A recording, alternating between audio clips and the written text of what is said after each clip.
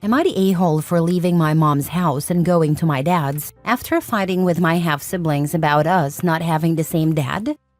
I, 16 male, have a different dad than my half-siblings, 14 male, 12 female, and 11 female.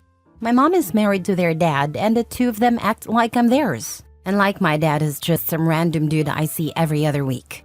They tried to downplay the fact that he is my dad and has 50% custody of me. I've told my mom before that they should cut it out, but she said I technically have two dads, and that her husband is better. She also said I should be grateful he was willing to take me on and claim me as his. He told me I don't get to call another man dad in his house, which ticks me off and makes me want to do things that wouldn't be good. My half-siblings know I live somewhere else every other week, but they treat it like it's totally normal for someone to be with a non-parent half the time. They always tell me that their dad lives there and that I shouldn't call someone else dad. I found photos of my dad holding me when I was born and showed them, but they still acted like it was wrong. When I was younger, because of how bad things were, I asked my dad if he was really my dad. He reassured me that he had no doubts, but I was so frustrated by everything that we did a DNA test. It proved he is my biological dad. I never told my mom or anyone in her family because she would lose it on my dad if she found out. But I know 100% he is my dad, not my half-sibling's dad. And being married to my mom doesn't give her husband the right to push my dad out. It's getting harder to stay calm when this stuff comes up at my mom's house. A couple of weeks ago, there was an incident that caused a lot of trouble. I was at my mom's house and my half-siblings wanted to do something for their dad's 40th birthday. They wanted me to buy a gift from all four of us, but I said no. They said he is our dad and deserves it, but I said no. He is not my dad. They called me a turd and made a huge deal out of me denying he is my dad. I told them they can't undo the fact that my dad is my dad in every single way. I told them I don't even like their stupid dad and to get the heck away from me. The youngest went to her room, but the other two stayed and said I was such a jerk and so mean and I should be better. My half-brother called me retarded and said I need to stop treating their dad like he's some random guy. He said their dad deserves better and told me they'd steal money from me if they had to. My half-sister said they were too young to work or have their own money and he deserved something. I said he'd get nothing and too bad, so sad. They wouldn't drop it and even try to force their way into my room. At that point, I snapped and told them to get the heck away from me.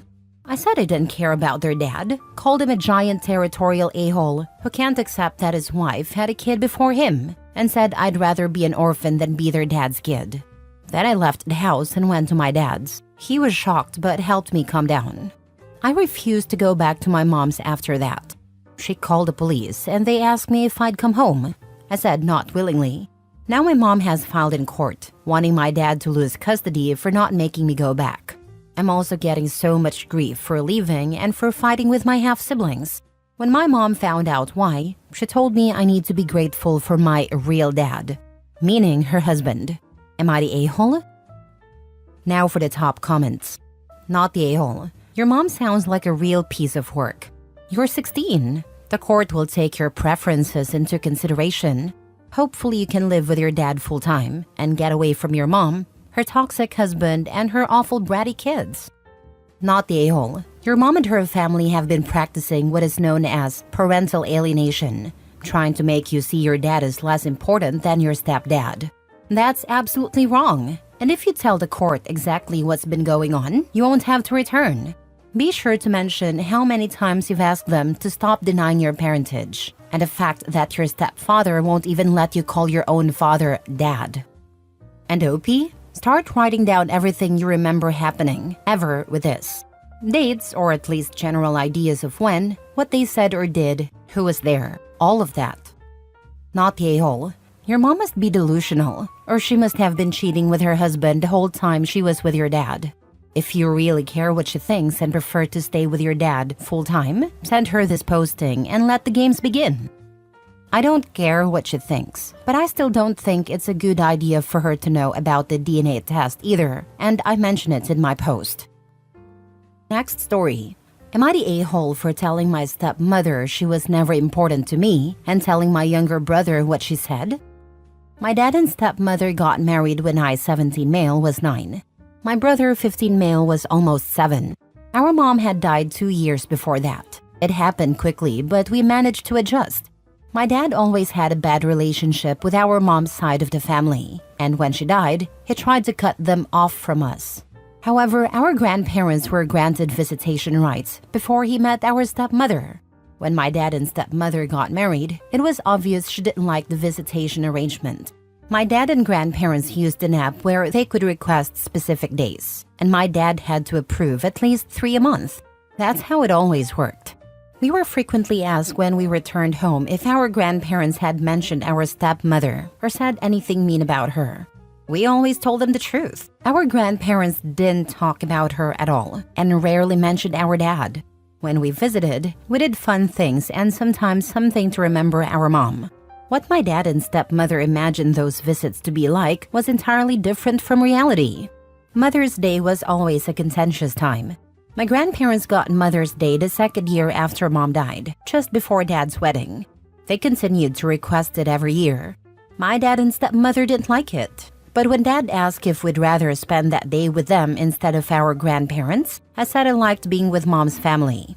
My brother felt the same, so Dad approved it every year. My stepmother hated it. The app used for visitation has its own calendar, and once a day is approved, my dad can't reverse it unless my brother and I are sick. A while ago, Dad approved a date without realizing it was my stepmother's birthday. She was angry. While I was at my grandparents' house, which my dad and stepmother didn't know, she called and told them they had to give up the day because it was her birthday. They refused. She then went on a long rant, accusing them of acting entitled to time with us and claiming they didn't realize she was the most important woman in our lives. She even said she was equally, if not more, important than our mom ever was because we were so young when Mom died. She told my grandparents they were nothing, and that sooner or later, they'd realize she would always come before them in our lives. Her words enraged me. She had no idea I was there or that I heard everything she said to my grandparents. When I got home, I started yelling at her, telling her I heard it all and how awful it was for her to speak to my grandparents like that. I told her she was never important to me and would never come before them. I said she's not my mom. I never saw her as family, and if she and my dad ever divorced, I wouldn't stay in touch with her because she was never actually important, just someone who was there. When my brother got home from a friend's house, I told him what she said and he was furious too. When my dad got home and found out what happened, he told me to apologize. I refused. This led to therapy a couple of weeks ago because my dad and stepmother wanted me to apologize, and for my brother and me to stop being distant with her. They said it wasn't fair. In therapy, my brother told them she wasn't his mom either and said she wished Dad had never married her. He even said he hoped they'd get divorced because he didn't want to live with her anymore. My dad and stepmother are furious, especially because I told my brother about what she said. Dad accused me of ruining the relationship, saying I treated her badly, when all she was doing was explaining how she'd raised us and been part of our lives longer than our mom. He said I went nuclear on her and should have been more understanding. Am I the a-hole? I'm sorry. My heart goes out to you. Losing a parent is devastating, and having a stepmother treat you like this only makes it harder. You don't have to like her, but maybe try to find peace for your own sake. Not the a-hole. I have college plans in the works, but I might stay with my grandparents for the summer to get more space from my dad and stepmother. Not the a-hole. The fact that she asked you if they spoke badly of her is a huge clue as to how her mind works. She assumed they would trash talk her, because that's what she does and would do. Maybe mention in therapy that gossiping and putting others down because of insecurity is bad behavior, and that you have the right not to be dragged into petty, vicious gossip. You might have been able to develop a relationship with her if she had approached you with positivity and treated you as an individual person, rather than trying to make you into a spy in her childish crusade against your grandparents, whom you love and for whom you will fight since you want and need them in your life. Stepmom is a mean girl, and that's not pretty. Your dad forgot which day was your stepmother's birthday. Before she got on her high horse and lectured your grandparents, she should have reflected on that. I am so sorry your stepmother was extremely disrespectful to your grandparents. She has no compassion. How could she have said all that to someone who had lost their daughter? It's beyond me. Your dad is equally culpable in not standing up for both of you and watering down what she said to make it sound less hurtful. Not the a-hole. Ask your grandparents if you can move in with them when you turn 18. You've probably read enough Reddit posts to know what you need to do to get ready to move. Be there for your younger brother, because they will likely put more pressure on him once you move out. Yep, but she was looking for something to blame them for. I can tell from all the times she was a part of questioning what happened when we were with our grandparents. She was waiting for something she could use as an excuse to yell at them for. Next story. Am I the a-hole for refusing when my sister asked me to cut my hair short for her wedding? I'm a 23-year-old woman, and I have a long curly hair that reaches past my waist. I often get compliments because I take good care of my hair. It attracts attention wherever I go. My older sister, who by the way criticizes everything I do and makes subtle jabs and snide comments to put me down every time we've gathered together, has always said I keep my hair that way because I enjoy the attention. That's not true, but I try not to engage in petty arguments with her. I have a strained relationship with her, and we've had arguments because she thinks I always steal the attention away from her, even though I have always tried to accommodate her sensitivities. Now that it's her wedding, I had to change the dress I was planning on wearing for a second time because she thought it would steal the attention from the bride. Even though it was a blue dress, not a color close to white, I chose a simpler dress. Now she's demanding I cut my hair short because she thinks everyone will focus on me and my hair on her wedding day. I told her she's being unreasonable and that I'm not going to cut my hair short just because of her insecurities on her wedding day. She's now saying I'm not invited to her wedding unless I cut my hair to shoulder length. I told her I'm sorry to miss her wedding then. Am I in the wrong for refusing her request? Not the a-hole. What's funny is, your sister doesn't realize how much more attention such a drastic change to your hair would get from family than just leaving it as it has been for years. I'd suggest you be careful around her so she doesn't try cutting a chunk out of your hair herself.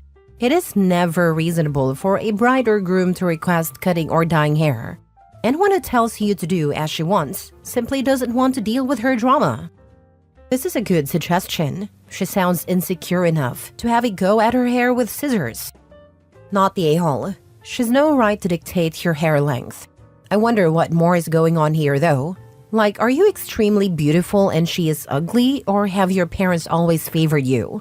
This kind of obsession invariably has a cause. It's complicated, as are family dynamics. I think she's beautiful in her own right. I suspect she's resentful of me because I've had early financial success in my career as a visual artist, and my parents and family tend to talk about it a lot during gatherings. She feels overlooked, even though we always celebrate her accomplishments too. She thrives in external validation and always wants to be the center of attention. The hair thing is just another one of her complaints about me. Throughout the years, she's tried to tell me my hair doesn't look good long to get me to cut it short. I haven't been to a single wedding where all people could talk about was someone's hair that they've always had.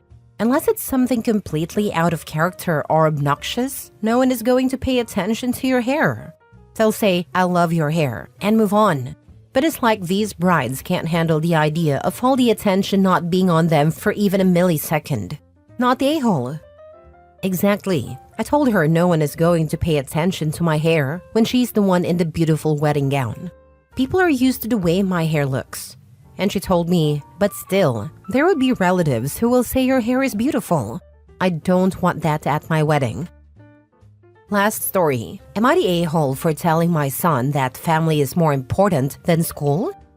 My son Damien, 14 male, takes school seriously.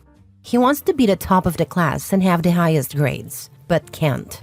I often have to pull him out because he has to help out the family with various things. My husband and I are both disabled, and my papa, 88 male, who is on end-of-life care, lives with us. We usually ask him to help care for the house since my husband and I can't do it ourselves, to help care for his granddad, and to help his little siblings, 8 and 4 male, when we can't. Before anyone says it, no, We cannot afford to hire someone to help us, so we can only rely on each other. He's failing a few classes, and his school says he will either have to take them next year or do summer school to make them up. He's been crying about this and started lashing out when we make him stay home to help. Today was especially bad, and we ended up arguing. I told him that family is more important than school, and that his grades won't mean anything once he graduates and gets a job anyway. He says he wants to go to college, but I reminded him that we can't afford it. So how is he going to go without money? He's upset and neglecting his brothers, which is causing extra stress on my husband and me since we have to wrangle them and help my father. He is currently grounded, but I'm wondering if I'm being too harsh. Am I the a-hole? Now for the top comments. You're the a-hole. You are abusing and neglecting your son. You cannot pull him out of school for stuff like this. It's not legal, and it's also not his responsibility as a child to care for adults or your other children. This is so sad. Please stop doing this to him. This situation is unfortunate, but it's not Damien's fault or responsibility, and you are abusing your authority as his parent to benefit yourself at his expense. You keep saying family is more important. Is Damien not family? Or does that sentiment not apply to him when you need something from him? What about when he can't pass to the next grade or get into the college he wants because you decided your needs and wants were more important? You are doing your son a great disservice and owe him changed behavior and an apology. You're the a-hole. Your son is not a babysitter, not an extra set of hands, not a parent. You can apply for assistance through whatever insurance your father has. Your insurance should also provide some home help aid for you and your husband if you are so disabled that you cannot care for your children. Also, if you cannot care for your children, why the heck did you take on your father too? I don't need you to reply, but there has to be other family that can help. I sincerely hope your son's school reports truancy since you keep pulling him from school. You are selfish. Selfish to take on another adult you can't care for. Selfish to ask your son to parent your children. Selfish to put so much responsibility on a young person's shoulders. Selfish to destroy his future for the sake of your present. Do not be surprised when he goes low to no contact because when you need more help when you're older, it won't be the son who helps you. To your son, my family had no money for me to go to college. I supported myself, got my master's degree, and lived very happily. It's a struggle. But I did it, and so can you.